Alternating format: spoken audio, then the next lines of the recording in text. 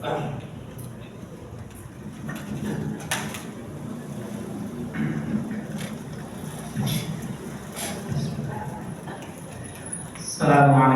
warahmatullahi wabarakatuh.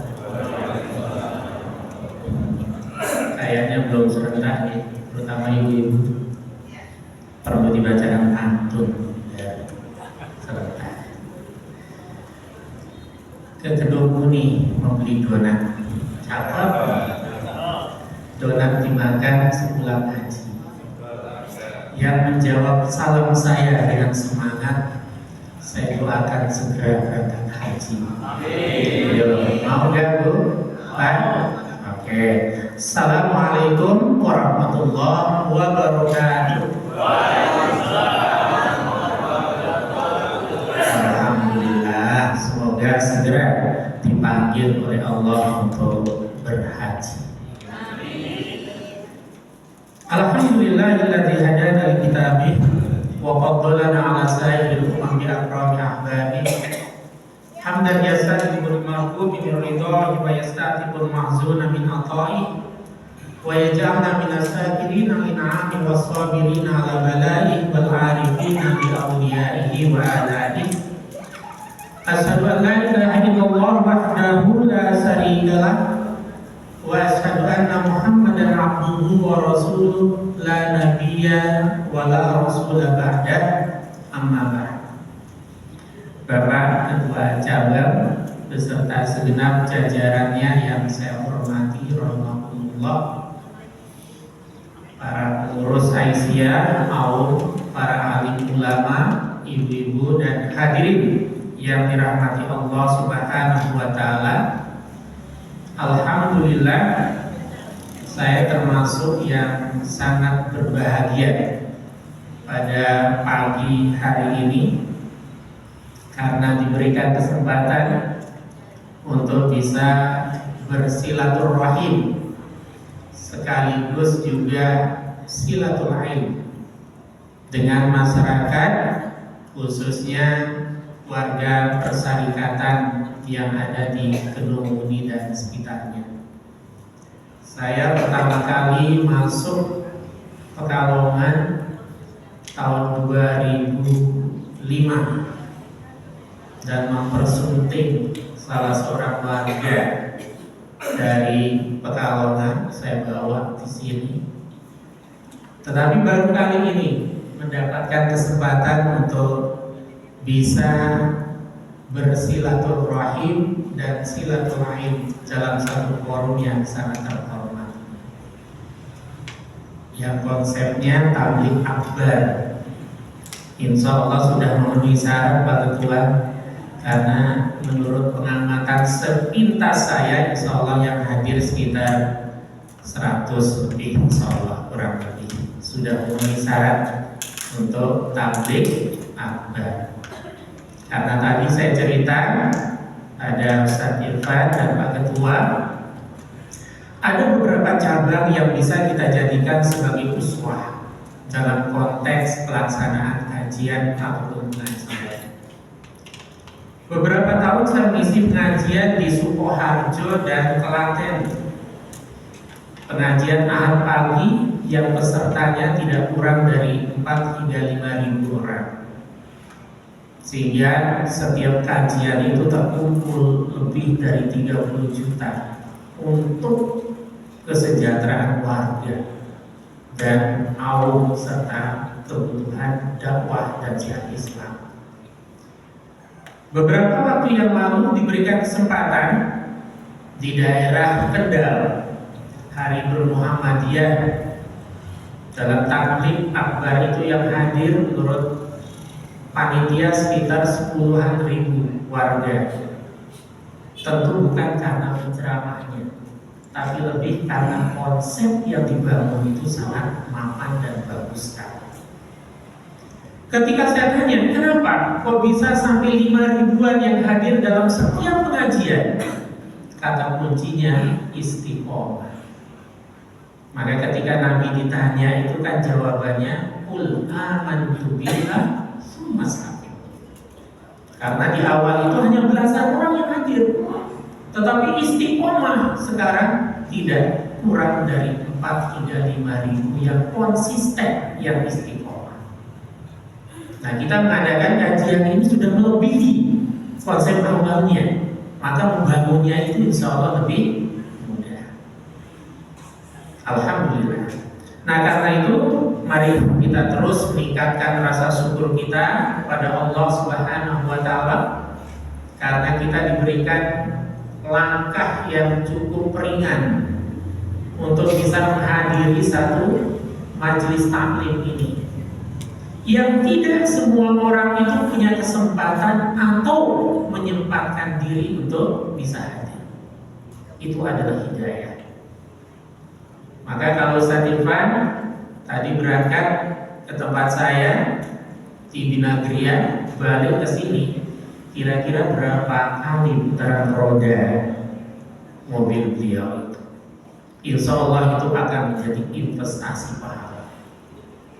Ibu-ibu dan bapak-bapak sekalian yang hadir, baik dengan langkah kaki atau kendaraannya, maka semua akan menjadi saksi di hadapan Allah Subhanahu wa Ta'ala. Karena kan terlalu banyak alternatif lain, terlalu banyak alasan yang bisa kita jadikan sebagai argumen untuk tidak bisa hadir. Tapi kenapa ibu dan bapak-bapak bisa hadir? Itu harus disyukuri. Andaikan Allah Subhanahu wa Ta'ala memberikan dan membuka mata batin kita, lalu kita menatap ke atas, maka betapa banyak para malaikat-malaikat Allah yang hadir, yabsutu ajnihataha, membentangkan sayap-sayapnya, ridwan bima yasna, karena sangat senang dengan orang yang menuntut ilmu. Pada bapak-bapak dan ibu sekalian yang pernah berhaji, pasti kemudian ketika pergi ke Masjid Nabawi, salah satu hal yang ingin digapai adalah bisa masuk ke Raudhah. Saya sering bilang, sadar nggak kalau kita sekarang ini berada di Raudhah? Kita belum berkesempatan ke sana, tetapi sungguhnya pagi ini kita berada di Raudhah. Karena suatu ketika Nabi bersabda, "Idza marartum fi raudhatin min riyadil jannah famtiru." Wahai sahabatku, kalau kalian suatu saat lewat di sebuah kebun raudhah min riyadil jannah, dari kebun-kebun surga, famtiru, boyo mampir, kata Nabi. Maka kita berada di raudhah, waktu dan tempat yang sangat mustajabah, dan mudah-mudahan kita di sini dicatat oleh Allah sebagai hamba-hamba pilihannya, hamba-hamba yang mendapatkan syafaatnya, hamba-hamba yang disebut namanya oleh Allah di hadapan para malaikatnya, dan hamba-hamba yang setiap langkah dalam kehidupannya senantiasa dilindungi oleh Allah bersama para malaikatnya. Amin ya Allah. Salawat dan salam marilah kita aturkan kehadiran Nabi besar kita Muhammad sallallahu alaihi wasallam. Ibu-ibu dan bapak-bapak serta hadirin rahimakumullah, di depan ada tulisan halal bihalal. Kalau orang belajar bahasa Arab atau belajar tentang budaya bahasa Arab, sebenarnya sekalipun halal bihalal itu istilah Arab, halalun bihalali, tapi sebenarnya dalam tradisi dan budaya bahasa Arab itu tidak dikenal halal bihalal itu. Artinya apa? Ini adalah murni tradisi yang sangat bagus, tradisi keagamaan di Indonesia yang patut dilestarikan, yang harus kita jadikan sebagai media untuk siar, media untuk silaturahim, media untuk saling mengisi dan mendapatkan ilmu. Maka sebagai satu tradisi tentu ada plus minusnya. Karena orang Jawa itu kreatif, cerdas, apapun bisa jadi istilah. Nabi Dalam satu hadis dikatakan minas sunnati ta'jilul futur wa takhirus sahur. Di antara yang disunnahkan itu takjil, menyegerakan berbuka puasa. Orang Jawa membuat kegiatan takjilan. Dari takjilul futur menjadi tradisi yang kemudian diisi dengan berbagai macam manfaat di dalam. Bagus. Di sebagian daerah di Jawa, mungkin kalau orang sholat iftitah, kan bacaannya itu subhana dzil mulki wal malakut wal jabal wal kibriya wal azab. Kemudian ada yang membuat tradisi, kalau di awal berbuka puasa ada takjilan, maka ketika selesai tarawih ada jamuran. Kalau takjilan itu makanannya makan berat, nasi rata-rata. Kalau jamuran itu biasanya snack dan minuman. Dari mana jamuran? Jangan-jangan dari Jabal Ruhut itu jadi jamuran. Kreatif. Akhirnya muncullah tradisi halal bihalal. Ada yang mengatakan syawalan, ada yang silaturahim, dan macam-macam. Ada lagi tadi takjilan, ada jamuran. Kira-kira apa lagi? Itu satu hal yang positif. Dan kemudian ditradisikan menjadi media yang efektif untuk dakwah, untuk syiar dan sebagainya. Maka saya katakan, sebagai satu tradisi, kita isi dengan konten-konten yang positif, dengan sesuatu yang baik, dan kemudian kita istiqomahi di dalamnya, sehingga menjadi media yang seperti ini, menjadi kajian, pengajian, tabligh akbar, dan sebagainya. Ya kenapa? Karena masyarakat Muslim Indonesia khususnya, yang tentu profesinya macam-macam, ada yang ASN, ada yang pekerjaannya di tempat yang sangat jauh. Maka ketika ada forum halal bihalal ini disediakan satu tempat sehingga mereka jarang bisa ketemu, bisa bertemu langsung. Maka tadi diinisiasi. Kalau nanti mungkin kita pernah salaman, mungkin kita juga pernah saling maaf-maafkan. Karena sekarang tidak hanya jamaah yang secara langsung, ada jamaah Zoomia, ada jamaah Googleia, ada jamaah Facebookia. Dulu kan gak tahu kita. Iya, jadi macam-macam. Ternyata secanggih apapun kecanggihan teknologi belum bisa membawa emosi seseorang secara langsung dibandingkan dengan bertemu langsung. Maka kegiatan halal bihalal ini menjadi satu forum yang sangat positif. Rasulullah SAW dalam satu hadis yang mengatakan, "Man ahabba ayyubsata lahu fi rizqihi wa yunsa'a lahu fi azarihi falyasil rahimah." Kata Nabi SAW, barang siapa yang ingin rizkinya, pintu-pintu rizkinya dibuka oleh Allah, diperpanjang usianya oleh Allah, ternyata satu kiatnya, kata Nabi, falyasil rahimah, silaturahim. Sekalipun kata para ulama bahwa yang dimaksud dengan memperpanjang usia itu bisa hakiki, bisa majazi. Kalau secara hakiki artinya Allah Maha Kuasa untuk memperpanjang usia seorang. Kalau Allah berkehendak pun fayakun. Tetapi kita tidak fokus hanya pada panjang usia secara matematis. Karena panjang usia itu relatif. Orang yang usianya 100 tahun apa panjang itu? Tidak. Kalau dibandingkan dengan usianya Nabi Nuh alaihissalam, tidak seberapa. Orang yang usianya bahkan 200 tahun apa panjang? Tidak. Karena itu panjang usia yang substantif, yang hakiki itu adalah, atau yang majazi itu adalah keberkahan usia. Orang yang sudah wafat sekian puluh tahun yang lalu, tapi kebaikannya itu dikenang oleh masyarakat. Ketika ikut ngaji dibicarakan, dulu yang suka duduk di sini Bapak Sibulan, kebaikannya yang disebutkan. Sehingga usia majazinya itu jauh lebih panjang melampaui usia fisiknya yang sudah terkubur sekian puluh atau ratus tahun yang lalu. Maka yang kita kejar saat ini selain panjang secara kuantitas, tapi juga panjang secara kualitas. Bagaimana memperpanjang usia secara kualitas? Antara lain hadiri majelis-majelis taklim. Setiap langkah kita pahala. Kehadiran kita didoakan oleh para malaikat. Kita kumpul di masjid ini 4 janji Nabi langsung diberikan oleh Allah Subhanahu wa Ta'ala.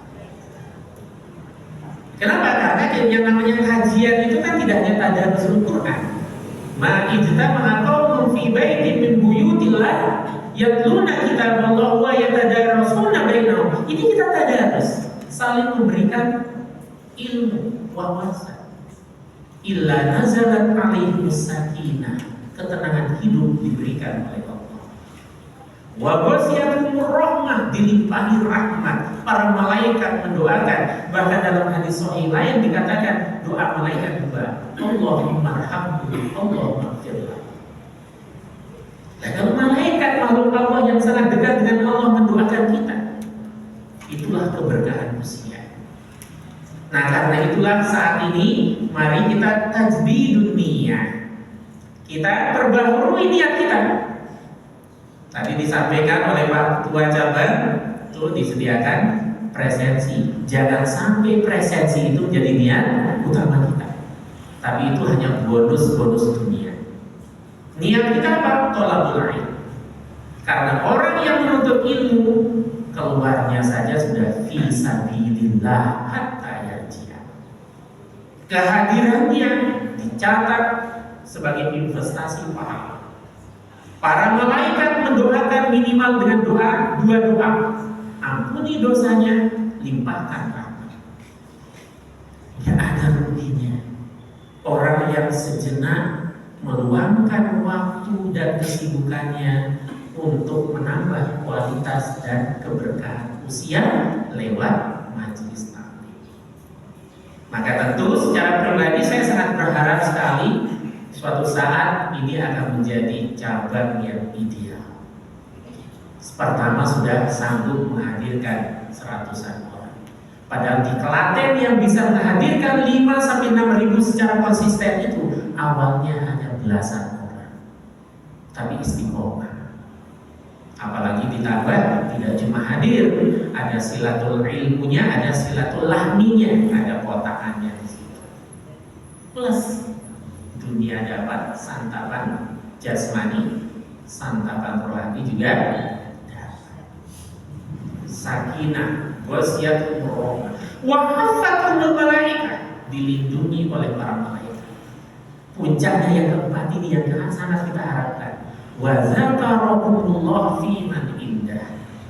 Nama kita disebut terus oleh Allah di hadapan para malaikat-malaikat.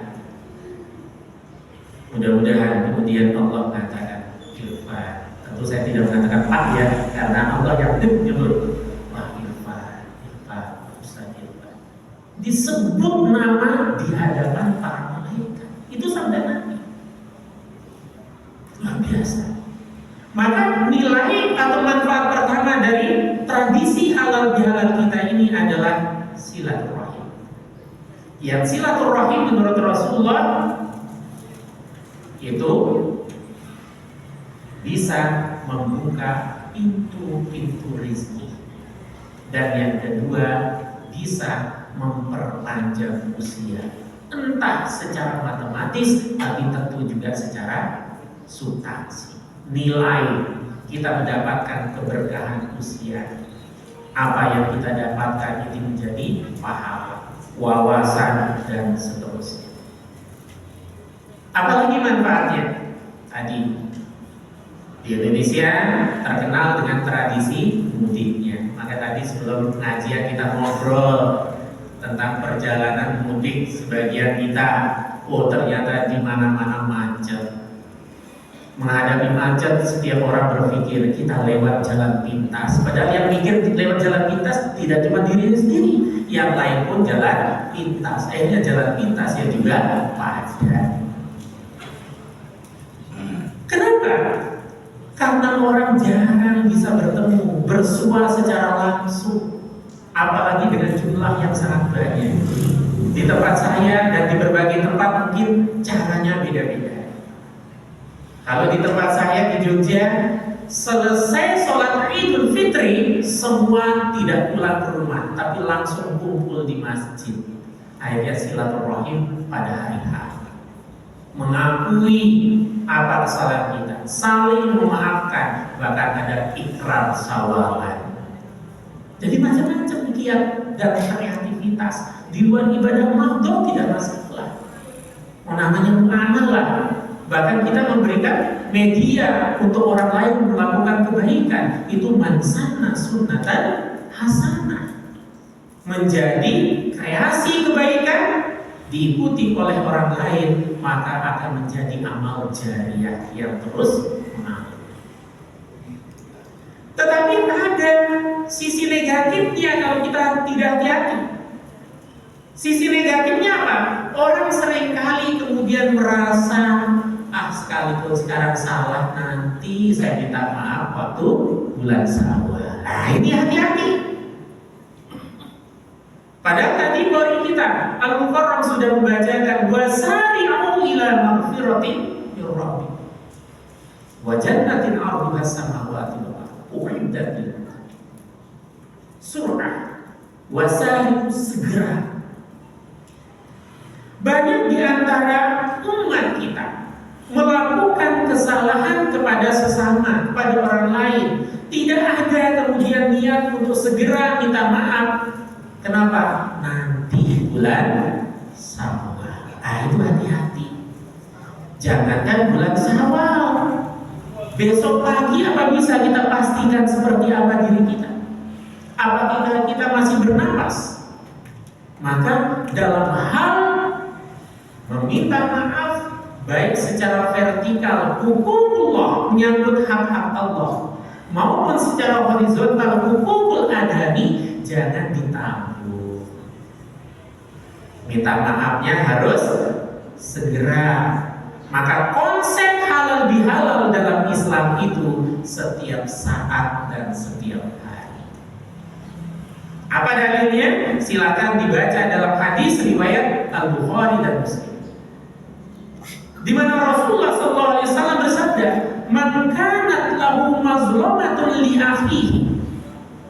Barang siapa yang pernah melakukan kesalahan pada temannya, saudaranya, tetangganya, dan lain sebagainya, min irdihi, baik itu menyangkut kesalahan terkait dengan harga diri seorang, nama baik orang.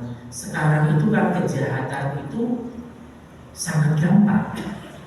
Dulu yang paling banyak mencelakakan orang adalah lisannya. Sekarang yang paling banyak mencelakakan orang adalah jari jemari. Ya Bu, belum jelas informasinya di-share, belum jelas di-share. Dulu orang memfitnah orang itu sebut namanya, sekarang fotonya. Padahal jejak digital itu luar biasa dampaknya. Kalau ada amal jariah, maka ada dosa-dosa jariah yang sangat gampang kita produksi dari HP kita, dari media sosial kita.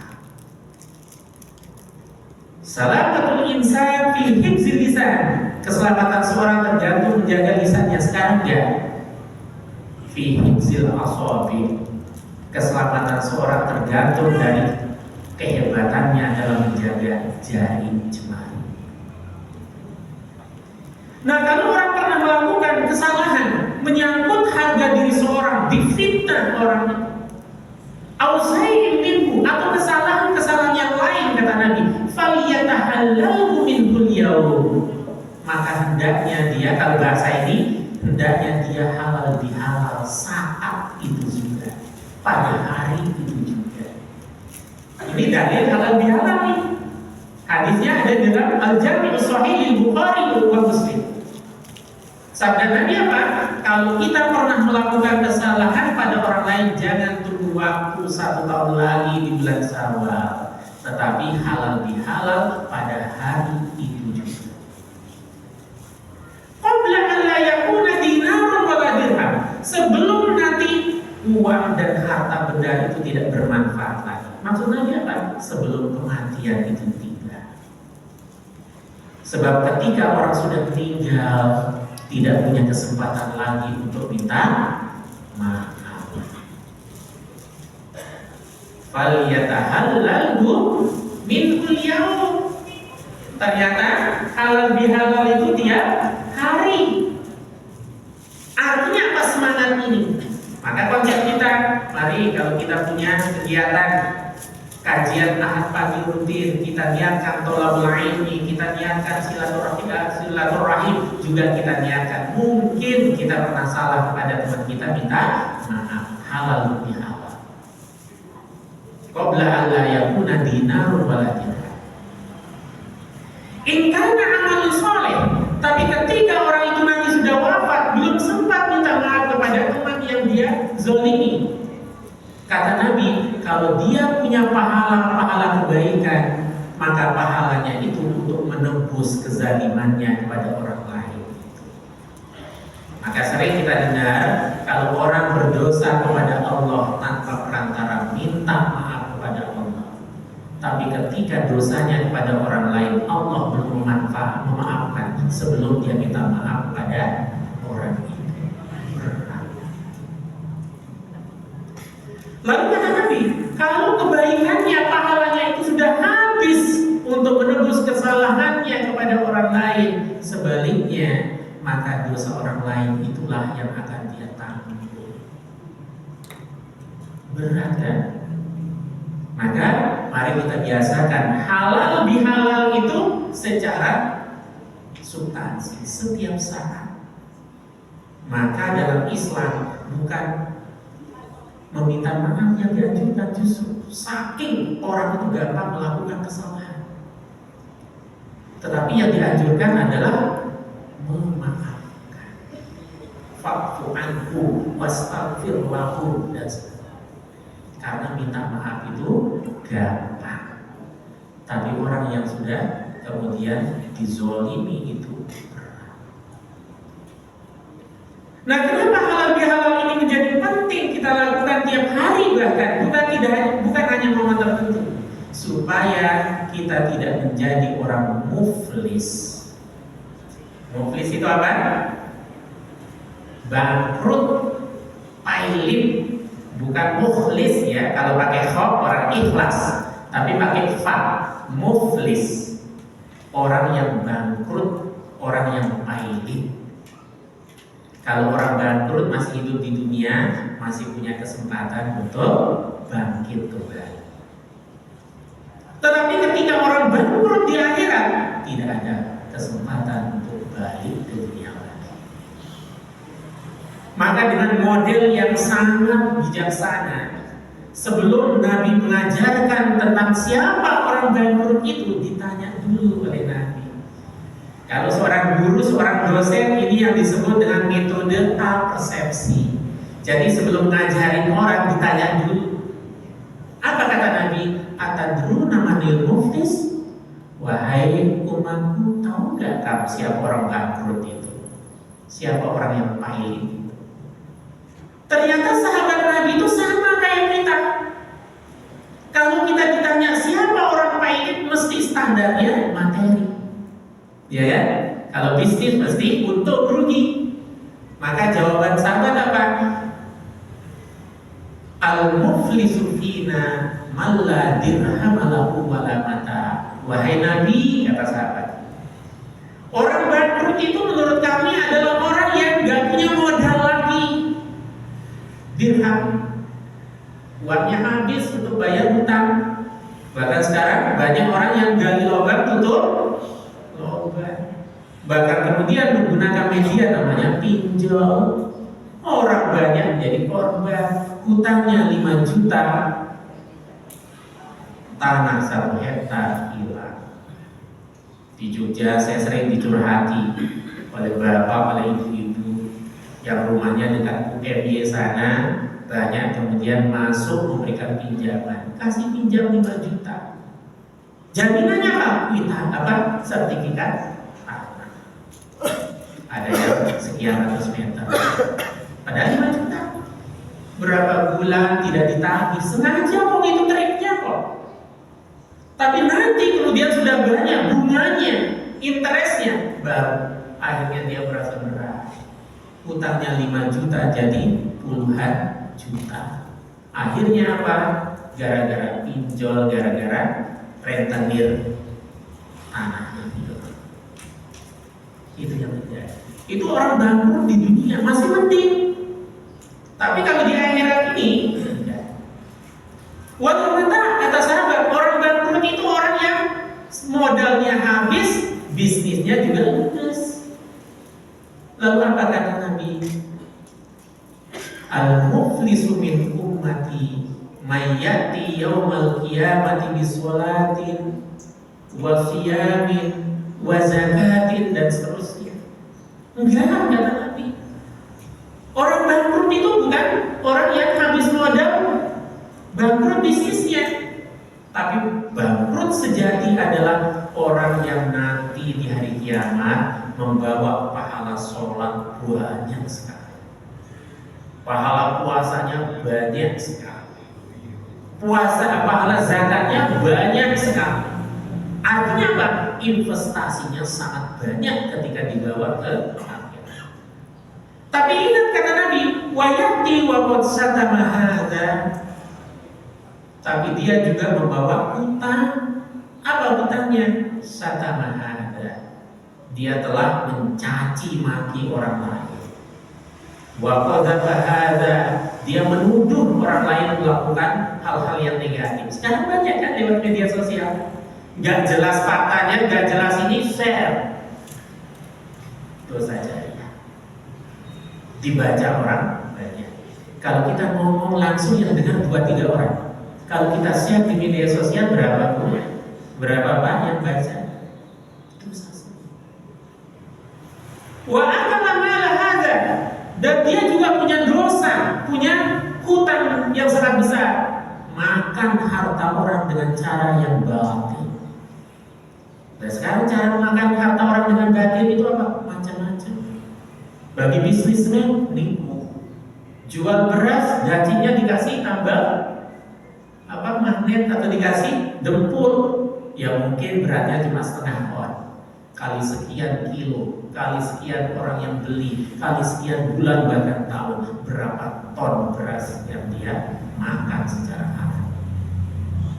Akhirnya Nabi dengan begitu detailnya mengatakan, fayuto hadza min hasanatihi wa hadza min hasanatihi. Maka nanti di hari kiamat investasi pahala yang sangat berat itu, yang sangat besar itu untuk menebus dosa yang ini. Ada lagi menebus dosa ini, ada lagi menebus dosa ini. Fa in funiyat hasanatuhu, jika investasi pahalanya itu sudah habis untuk membayar dosa-dosanya, ukhiza min sayyiati sahibi, maka dia harus menanggung dosa orang-orang yang pernah dia zalimi. Summa turiha alaihi, lalu dicampakkan, dibebankan kepada dirinya. Summa turiha finnar, lalu dia dicampakkan ke dalam neraka. Habis modalnya. Padahal tadi modal sholat, puasa, haji, zakat, dan lain sebagainya. Itulah dampaknya kalau kita tidak menyadari betul bahwa halal bihalal itu setiap saat, setiap hari. Ya sekali setahunnya tetap sebagai formalnya, secara kumulatifnya, secara jamaah.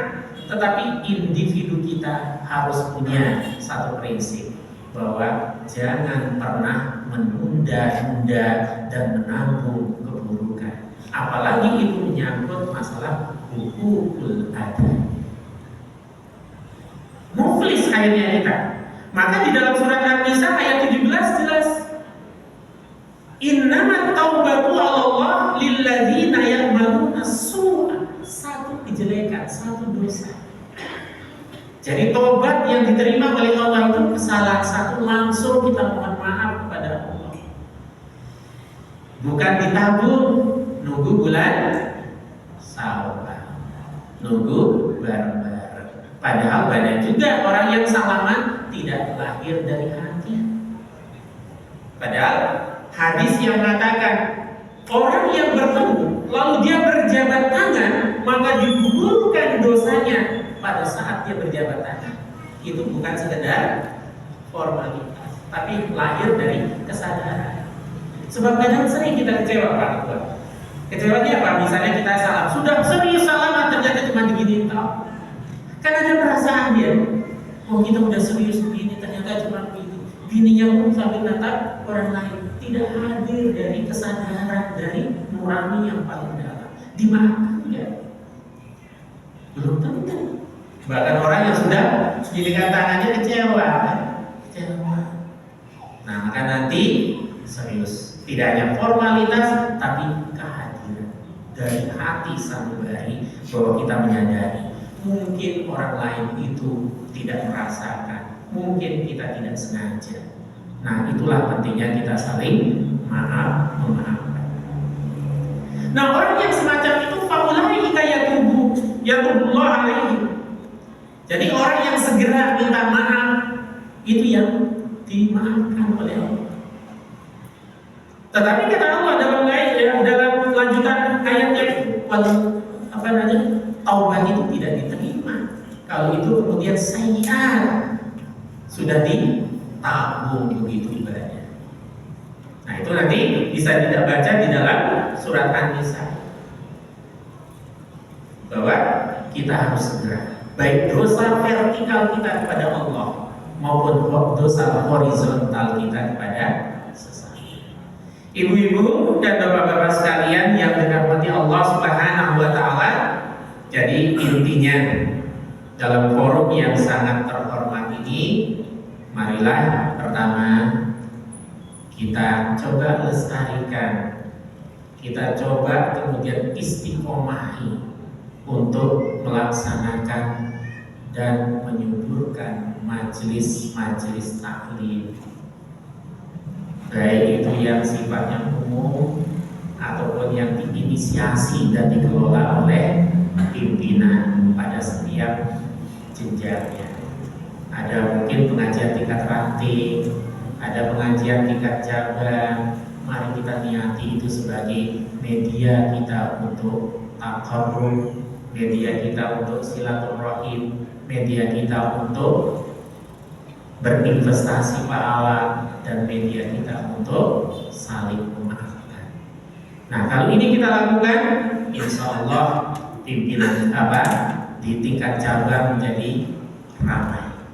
Kan kita punya semboyan fastabiqul khairat. Kalau saya tanya apa arti fastabiqul khairat, orang umumnya menjawab berlomba-lomba dalam kebaikan.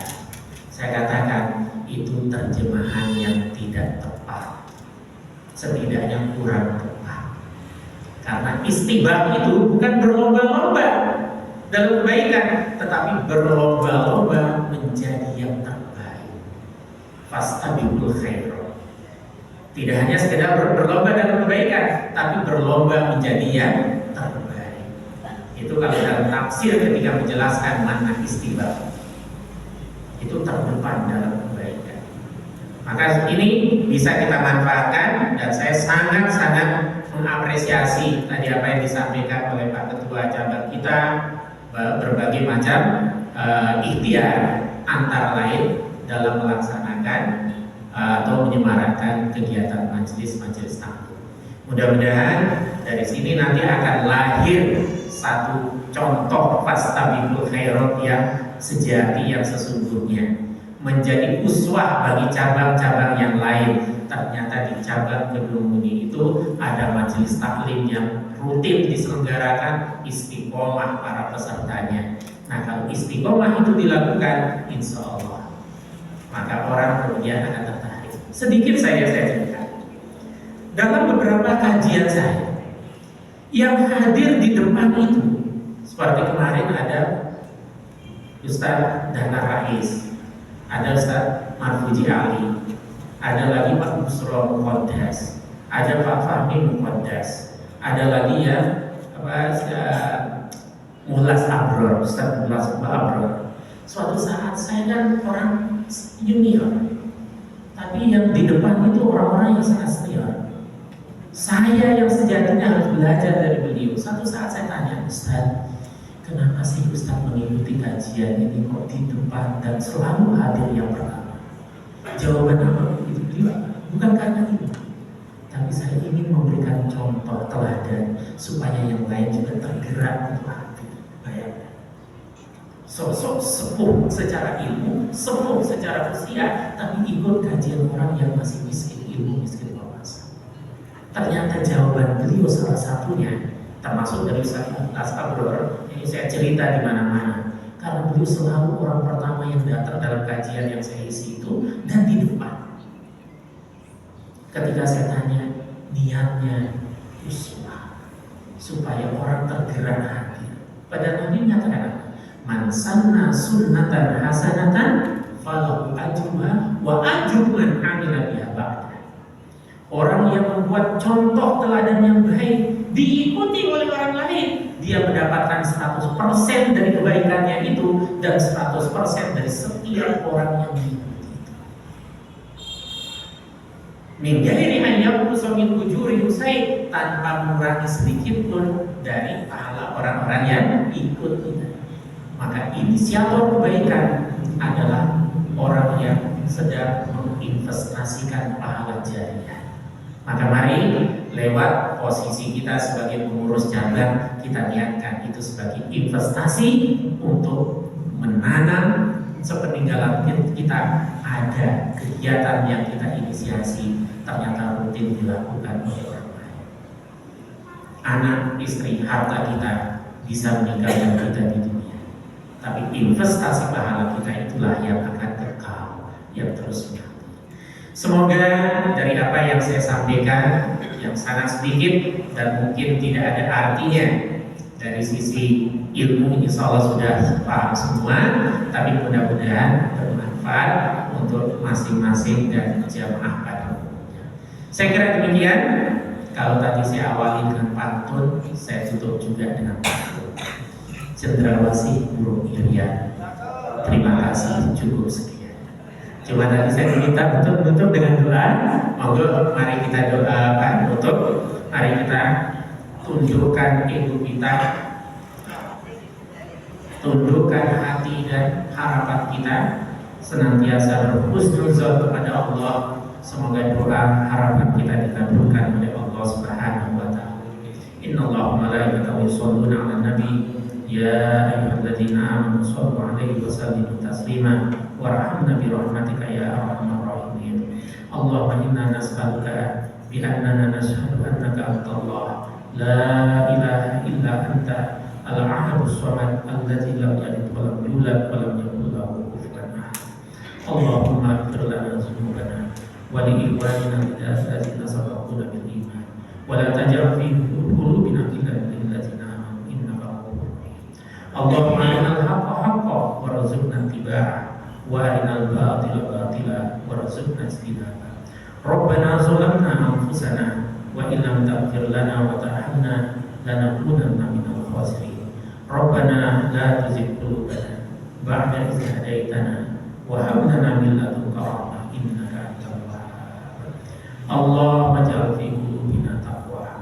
Allahumma ij'al fi qulubina taqwa. Allahumma ij'al fi qulubina taqwa. Allahumma ij'al jam'ana hadza jam'an marhuma wa tafarruqana ba'da hadza tafarruqan muwafaqan maqsuma. Rabbana atina fid dunya hasanah wa fil akhirati hasanah wa qina azabannar. Wa sallallahu ala Muhammadin wa ala alihi wa sahbihi ajma'in. Li fadlika subhana rabbil izzati amma yasifun wa salamun alal mursalin walhamdulillahi rabbil alamin. Assalamualaikum warahmatullahi wabarakatuh.